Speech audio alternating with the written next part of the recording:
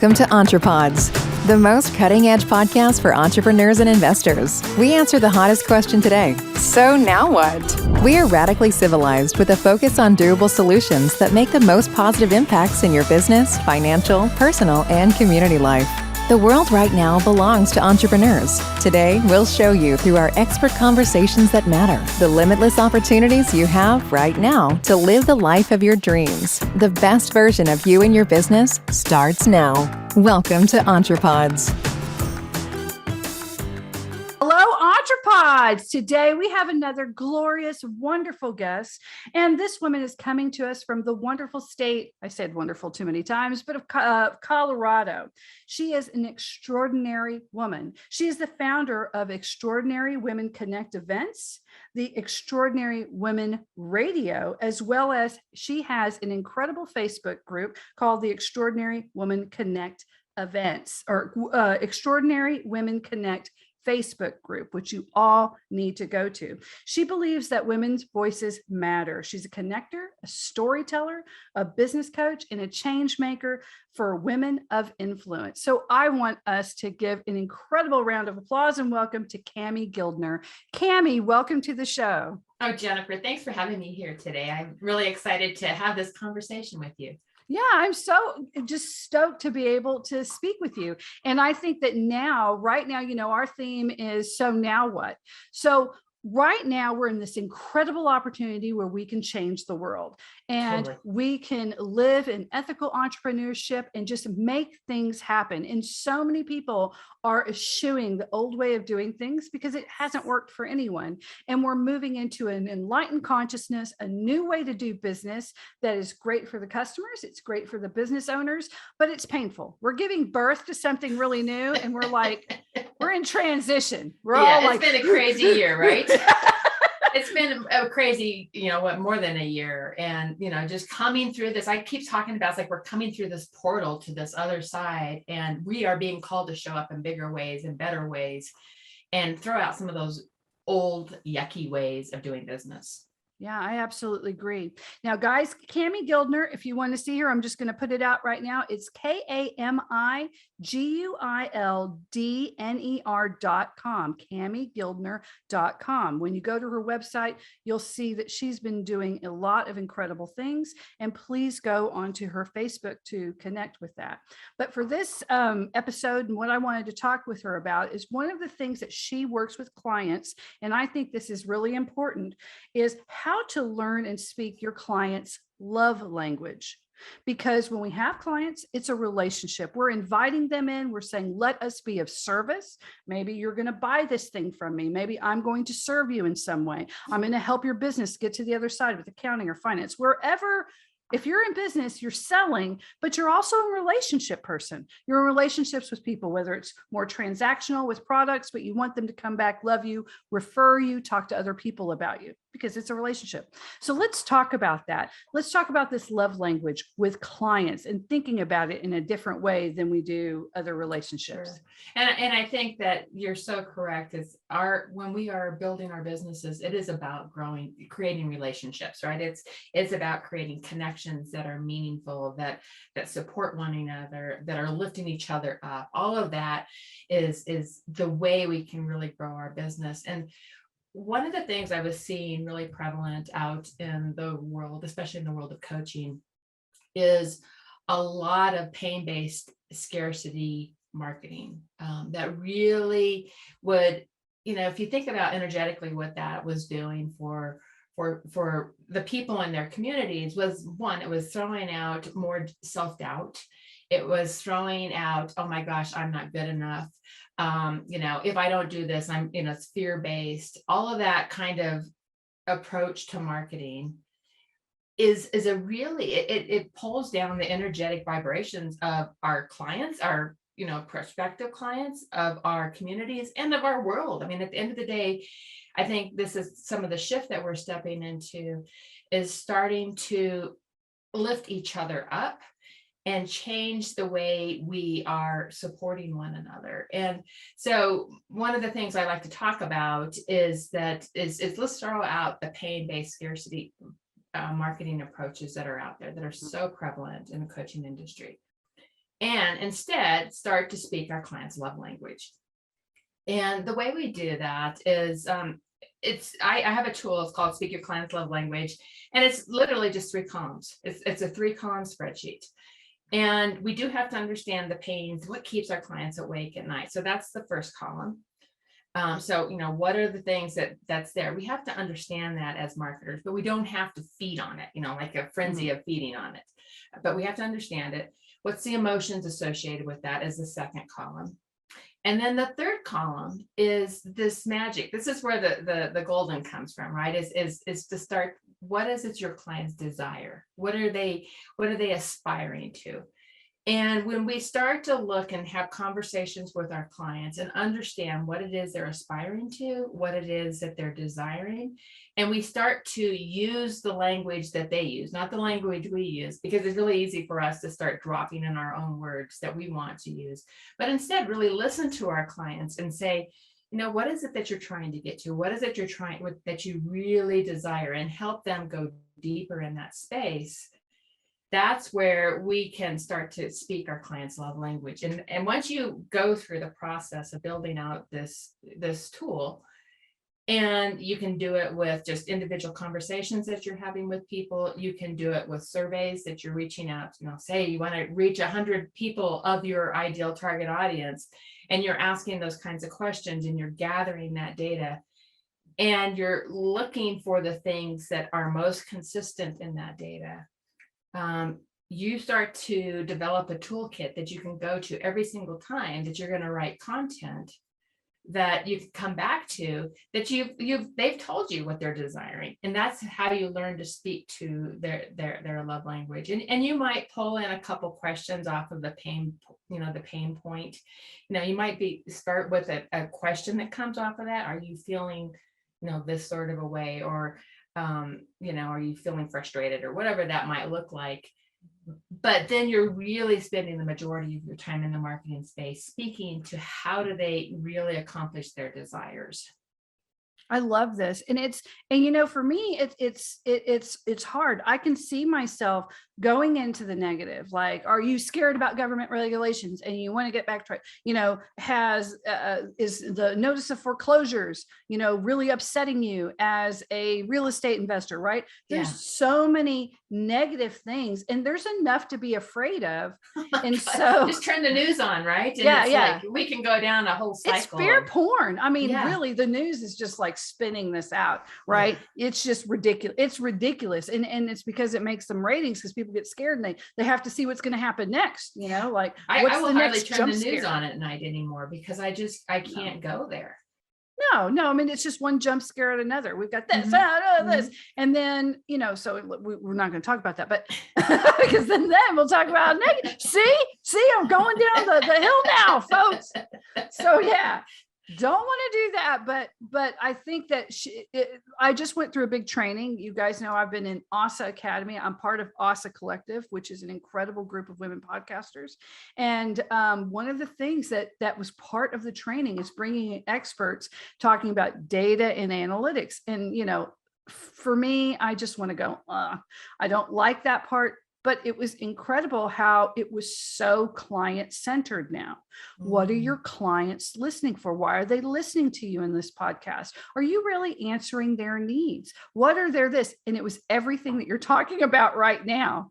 And I was like, oh yeah, how often do we do surveys as business owners of what we're really looking for? Even if you're a franchise owner, you expect the franchise to be asking those questions for you and developing, the collateral for you to use.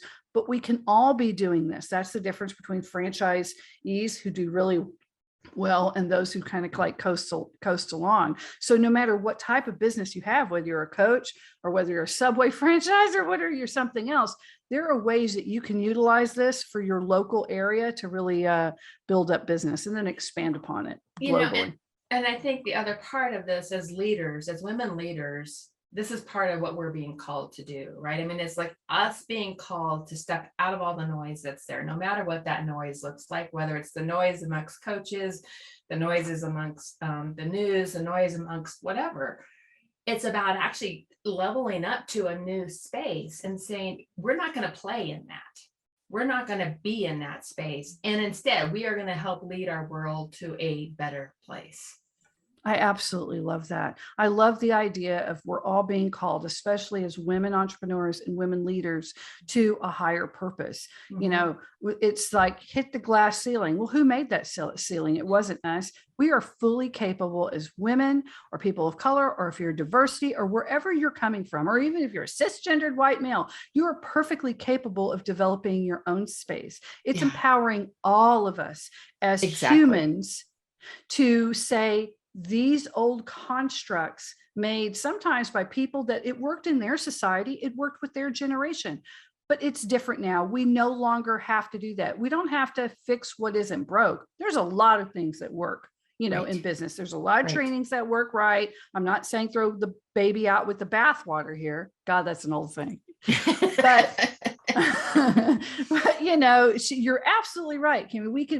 We can build something that's new. We don't have to just, well, this is how it's done. I think we're all sick of that.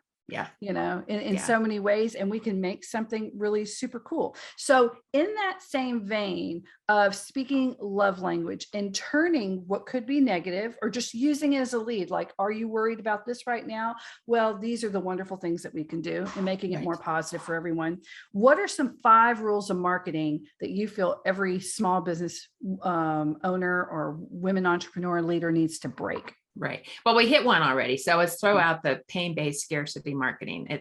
That's not the way that we want to be approaching marketing in the future. We really want to do it from an aspirational perspective, speaking to our clients' desires. The second one is really learning to build marketing and your brand from the inside out. So that means doing that inner work of who you are. That, you know, so often, I mean, I'm a classically trained marketer. I mean, that was what I did in my corporate days for 20 plus years. I was a VP of marketing, and I was, you know, that was my role. And we always built it from the outside in. It was like, you know, it was always this approach to, you know, what's all the competition doing? What's all, you know, and instead build it from who you are. This essence of you, this light in you, this fire in you, find the fire in you and build your brand from the inside out. And then also from a marketing perspective, build your marketing from the inside out. So it's like, what do you love to do? How do you consume information? I mean, it's at the end of the day, we are all content developers. I mean, that's really what we do. So how do you consume content? Are you doing it on podcast? Are you doing it on video? Are you doing it, you know, do you learn mostly from stages? You know, what's the ways that you consume content? And then you start to say, okay, well, then you bring in the speaking your client's love language. But if you're starting it from the inside out, you own a brand that only you can own, right? That's the unique part of that. Now, I'm sitting here actually writing the notes, so I muted myself because this is all very valuable. The entire idea of how do I consume content, that asking that question it's like I became a podcaster before I really started listening to podcasts. And now I listen to lots of podcasts because I'm a podcaster, because I get the value of it. I get the raw nature of it. And I love the unfiltered truth of it. I feel like in mass media that we are getting such filtered things, it doesn't feel truthful. And I feel podcasts, you can get a lot of truth, even if the truth is not right, it's their opinion. It's so unfiltered, you can tell it a lot easier. It doesn't have that sheen of legitimacy that's trying to push you to believe something that may not real. Then have a whole bunch of talking points that we have to go follow, and there's story associated with it, and it's just much more rich. It is. It's much more rich and diverse way, I feel, to get lots of different information. So I love that. So that is very interesting for me. And one of the things that that we talked about, and you and I could talk about this now, is they said, how many social media are you on? And I'm like, everything. You can see me on everything. And they're like, yeah, you don't have to be on everything. Just pick 1 or 2 channels that you really love and focus on them. Yeah. And that just having experts tell me that felt like a huge weight was lifted off of my back. Because yes, I can use an auto poster like Loomly. I use Loomly. And so you'll see a lot of the same posts, but now I can pick out the social media I like, that I feel aligned with their vision and like they're good people. Because that's what I really want to do. I want to work with really good people that I like, know, and trust as much as possible, and companies that I like, know, and trust. And I can pick those and I can just focus on those, and the other stuff can go out, but I can really build that. That seems a lot more fulfilling to me. So absolutely. And I'm a big believer in choosing just a couple, because we can't be excellent on all of them. And so find the ones that really you can build your audiences in, and have conversations and have community that's really rich, and make those kind of choices. The EntrePods team is excited to announce the opening of Bootstrap Bootcamp. In our bootcamp, you'll get world-class training that you can do in the time you have now to help you be the best version of yourself and grow your business in the next 30 days. Whether solo or with a team, this strategic and targeted bootcamp is designed to help those struggling put in place what they need to bring in money in the next month. You'll learn the same strategies that most successful entrepreneurs are using right now to thrive in our current environment. Plus, you'll have the structure in place to scale and grow rapidly with support from EntrePods. Sign up now to make next month your best month ever. yeah, I think so, because one of the things that here with EntrePods, I wish you guys would reach out to me more. I wish you would ask me your questions. You know, we have a free Slack that you can go on. You can talk to me. You can say, I'm struggling with this. My bookkeeping program told me this. I mean, I've got 25 years as a crisis intervention consultant. I want to help you. I'm not just doing this for fun. I want to, but then Cammie's got it too. That's why she has her Facebook group. Again, let me tell you what it is. Extraordinary Women Connect. And you just go to Cammie Guildner, that's KAMIGUILDNER, and you can get to all of her media there. And so stop just listening to things and start connecting, you know, because I'm a networker. I know that Cammie is a networker. If you went to us and say, hey, I have a thing with this, I may not be able to help you, but I may know Cammie somebody can help you. Yeah. Or one of my other guests can help you, or I can get you a discount. I do that all the time and refer people out. And I'm trying to build relationships for that, because that's really what this is all about. It's the power of us. So don't hesitate to ask me. If you listen to me and you're like, well, I know you, Jennifer, that's fine. If you have a question for Cammie, ask me. I will ask her. I will connect y'all, and you can have a conversation. That's great. That's the power of what we get to do, right? I mean, I think it's so rewarding to be able to connect. I always have this saying, I love to connect great women to great women. And so that act of it just is so expansive for everyone. Yeah, that's why I have the lights on, because I feel like I can have one light and it lights other lights, you know, and a lot of y'all don't realize that I'm Orthodox, right? So being an Orthodox Christian, when we will have a midnight mass, and it is during the resurrection, and the entire church is always dark. It's a midnight mass. It's pitch black. It's kind of scary. And there's one light, which is the Christ candle at the beginning of the church in the not the narthex, in the altar area. Ooh, my priest is going to be like, get it right. So anyway, so then he goes and he'll light it. And then everybody has a candle. And by the end of the service, all of our individual candles have lit up the entire church. Ooh, because it takes one light, the light of Christ, to illuminate the world, right? That's my like spiritual thing, and I feel propelled, but it's also my job to do that. Now, we don't believe in going out and forcing our stuff. You'll never see someone who's Orthodox, like, you know, out. Like there are some people who drive around the bikes and they knock on doors. Like, we don't do that. And that's fine for them, because we're just, our life is supposed to be so hard. You know, life is hard, and we're just supposed to do it with joy. So be happy in the things that you do, your own fasting, your own stuff. And if someone is led to it, then they're led to it. Because who are you to know what is God's will? God's will may be for someone to be an atheist for a period of their life. You know, I always say spirit. I think spirit is such an important part of us as business owners, as entrepreneurs. I mean, it's an entrepreneur. It's a spiritual journey to be an entrepreneur.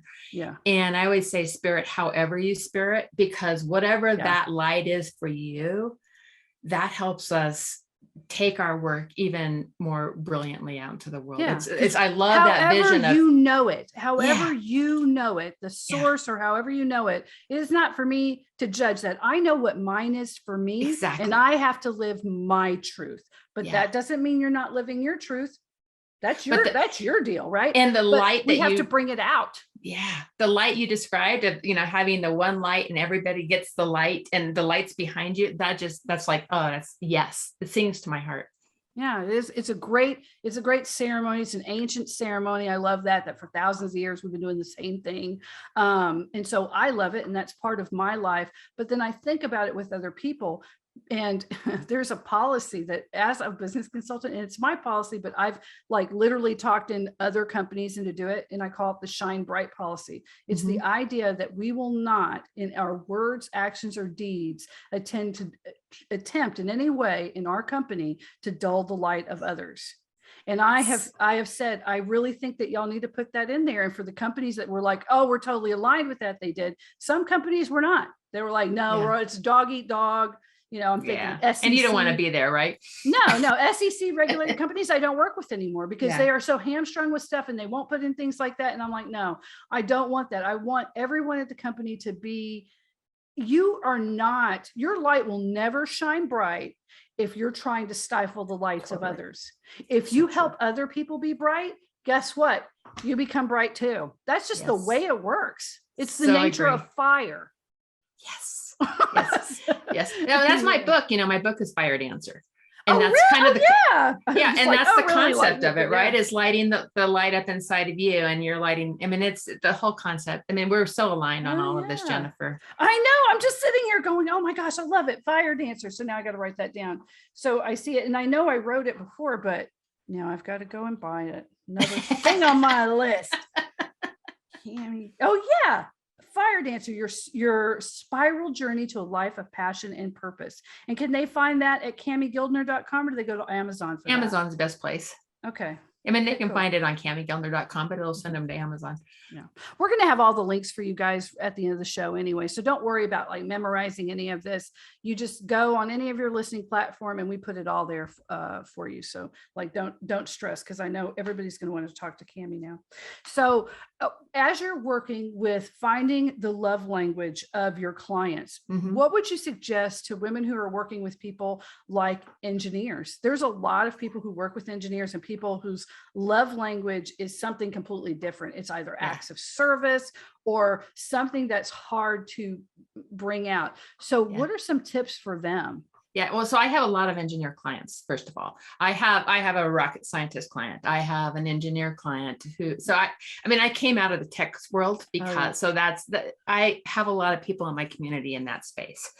And at the end of the day, if you're serving engineers, let's just take that as an example. You're going and you're listening to the conversations that they're having. You're listening to the words that they use, and they might be slightly different than, they wouldn't be slightly different. They probably a big difference between the yoga instructor or someone like that, right? I mean, the words that your target audience uses are the words that you want to, you're listening to their desires. You're saying, okay, what is it that they're really wanting? And the words that come out of their mouth are the words that you use. So even when you do surveys, I'm a big, I know how to, you can do a lot of quantitative of surveys. That's not my approach. My approach is actually to get into tell me the word you use. And use a lot of open-ended questions so that they're feeding me what their desires are. Yeah, and there are programs that you can take answers and entire sentences put into that. You could ask them a specific question for an open-ended answer, and then you can take all of that on a spreadsheet that you have and put it into a program, and it'll give you a word cloud. Yes, I love those. And so it's such a beautiful way to look through your brand. I've used those for many, many years. Yeah. And in fact, just talking about it, I realized that's what I need to do the next time. Because, I'm not a spring chicken. I mean, I am. If you ever meet me, you've got to pretend I am. But I've been a spring chicken who's been around the block a little bit, but I forget. Sometimes I even it's great to work with mentors or to talk with people like you, Cammie, wonderful women, because you remind me, oh yeah, there's that tool, there's this, I forgot about that. Yeah. And that's one of the major reasons I think we all need to not just, listen as we're listening right now, and get mentors and get coaches and consultants, because sometimes you may know this and you used it, but you forget. Yeah, because totally. we're getting bombarded constantly by these tiny screens and this and this and this by information. You can forget very useful things. So let's not forget these wonderful things. We don't want to lose to antiquity something that really works really well, and that does. And being, looking at our brands on a regular basis is a really important thing, because especially thinking about coming out of this year, the conversations our clients were having 2 years ago are way different than they are right now. Oh. So having this regular check-in on your brand and knowing our companies, the way we serve, the way we show up, the way we help our clients continuously changes. This is not a beginner skill set. This is a skill set that we continue to evolve and use over and over again.